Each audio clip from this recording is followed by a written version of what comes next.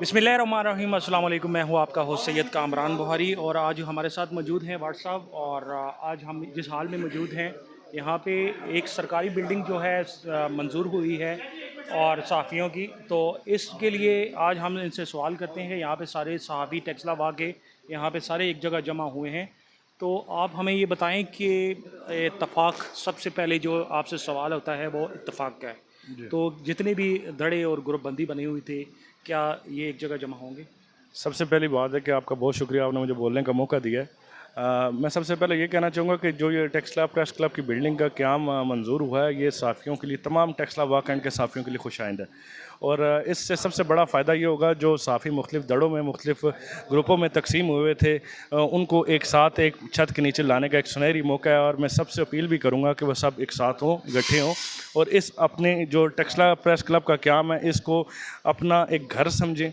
ठीक है, इस बिल्डिंग को अपना घर समझें, ना कि दूसरे धड़ों में तकसीम हो। क्योंकि धड़ों में तकसीम होने का सबसे बड़ा नुकसान ये था कि हम साफ़ी जो टेक्सला के साफ़ी हैं सब बटे हुए थे।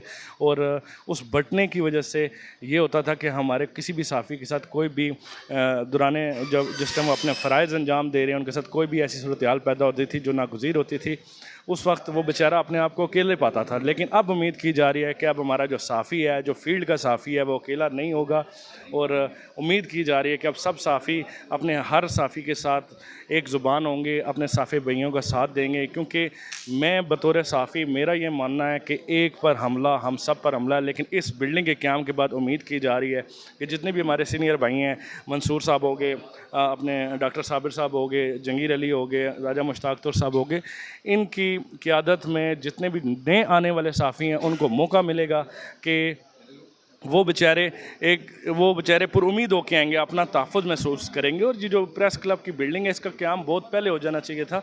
लेकिन जिन भाइयों की ये कोशिश है, उनमें स्पेशल सैयद हसन अली साहब और जो हमारे एक और भाई हैं सैयद वसीम शाह साहब, इनको बहुत बहुत मुबारकबाद हो मेरी तरफ़ से कि उनका ये इक़दाम हमेशा तारीख़ में याद रखा जाएगा। क्योंकि ये जो इक़दाम है, ये हमारे जो आने वाले साफ़ी हैं, जो नई जनरेशन है, उनको तहफ़्फ़ुज़ देगा। ठीक है, उनको ये एहसास दिलाएगा कि आप लोग अकेले नहीं हैं, हम पूरा प्रेस क्लब आपके साथ है। तो ये बहुत खुशाइन है। आप सबको मेरी तरफ़ से बहुत बहुत सर मुबारकबाद हो। शुक्रिया, बहुत मुबारक शुक्रिया। मुबारक।